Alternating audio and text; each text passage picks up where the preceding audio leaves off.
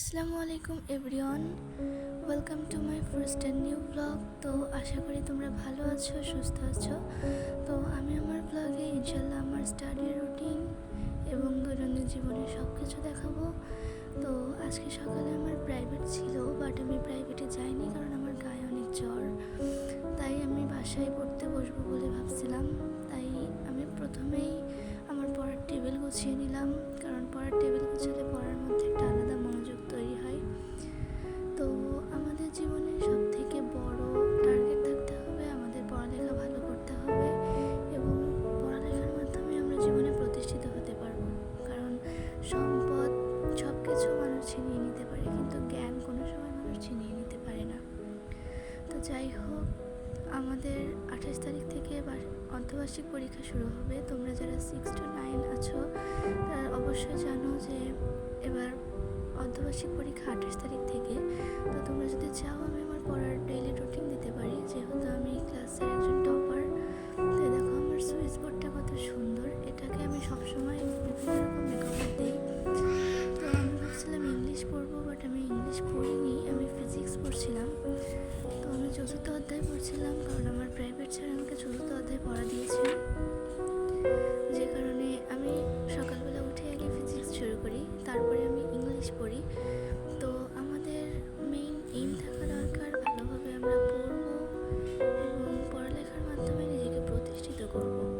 তাছাড়া তোমরা পাশাপাশি আউট ইনকাম করতে পারো, যেমন ব্লগিং, ফ্রিল্যান্সিং, যে কোনো কিছু করতে পারো। সেটা যার যার পেশা বা এইম, পেশা না সরি এইম হবে।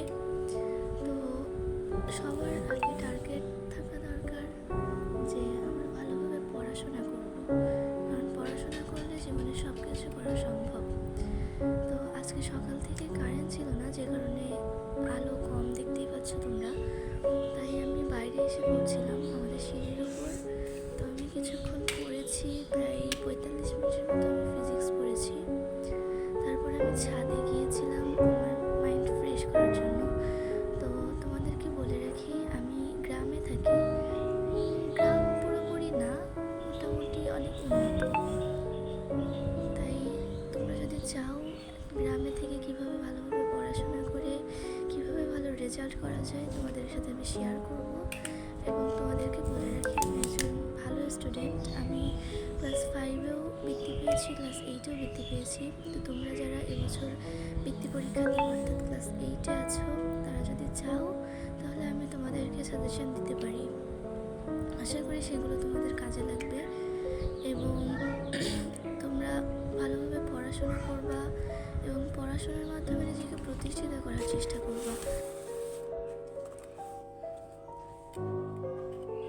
তো আজকে আমার গলাটা অনেক ভাঙা ভাঙা লাগছে, কারণ আমি একটু আগেই তোমাদেরকে বলছি যে আমার গায়ে জ্বর। কালকে আমি স্কুলে যেতে পারিনি, আমার অনেক জ্বর আসছে।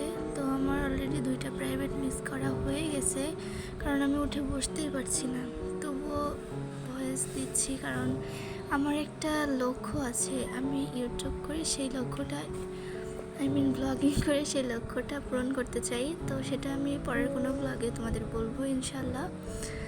তো আমি পড়তে পড়তে ভাবলাম যে আমরা যখন পড়াশোনা করি তখন আমাদের বাবা মারা অনেক খুশি হয়, তাই না? তারা অনেক আনন্দিত হয় যে না পড়ছি। তো দেখো আমি পড়া শেষ করে ছাদে গিয়েছিলাম মন ভালো করার জন্য একটু। আর আমাদের ছাদটা কত সুন্দর দেখো, এখানে ডালিম গাছ, অনেক ডালিম হয়েছে, অনেক ডালিমের ফুলও আছে, অনেক সুন্দর চারিদিকে গাছপালা, একটা নিরিবিলি পরিবেশ। মানে আমার ছাদে গিয়ে যে আমার মনটা এত ভালো লাগে, যখন আমার পড়ার অনেক বেশি চাপ হয়ে যায় তখন আমি ছাদে যাই, এই গাছপালাগুলোর সাথে থাকি, আমার খুব ভীষণ ভালো লাগে।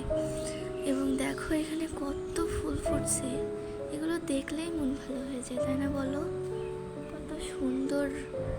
দেখো এই ফুলটা পিঙ্ক অ্যান্ড হোয়াইটের কম্বিনেশান। আমি জানি তোমাদের অনেকের বাসায় এই ফুলগুলো আছে, আমার এই ফুলগুলো সত্যিই খুব ভালো লাগে। আর যখন বৃষ্টি হয় তখন এই ফুলগুলো বেশি বেশি ফোটে, আমার এগুলো দেখলে মন ভালো হয়ে যায়। আর দেখো এখানে একটা লাল কালার ফুল আছে, আমি অ্যাকচুয়ালি ফুলটার নাম জানি না, তবে তোমরা যদি কেউ জেনে থাকো আমাকে বলো। আর দেখো ভিউগুলো কত সুন্দর। ওই ফুলের গাছ এখানেও কিছু আছে, এগুলো আমার আম্মু লাগাইছে। এখানে একটা সবেদা গাছ, অনেক পাতা, আর এই পাতাগুলো বর্ষাকালে এত সুন্দর লাগে, জাস্ট মনে হয় ফিল্টার দেওয়ার। আমি জানো কোনো ভিডিওতে কোনো ফিল্টার ইউজ করি নাই, জাস্ট ন্যাচারাল। আকাশ একটু মেঘলা ছিল, যে কারণে ভিউগুলো আরও বেশি সুন্দর লাগছে। এই দেখো এখানে একটা জবা ফুল গাছ আছে, ফুল ফুটছে সুন্দর। আর তার পাশে আরেকটা সবেদা গাছ, এই গাছে অনেক বেশি মুকুল আসছে, কিছুদিন পর এগুলোতে ফল হবে। আর গ্রামের এই ভিউগুলো দেখতে আমার এত ভালো লাগে। তোমরা যারা শহরে থাকো তারা হয়তো এই ভিউগুলো অনেকে মিস করো, বা যাদের দাদু বাসা বা নানু বাসা গ্রামে, তারা হয়তো মাঝে সাঝে এগুলো দেখতে পারো। তো এগুলো আসলে অনেক সুন্দর। দেখো এখানে অনেকগুলো সবেদা ফল হয়েছে, অনেক সুন্দর তাই না?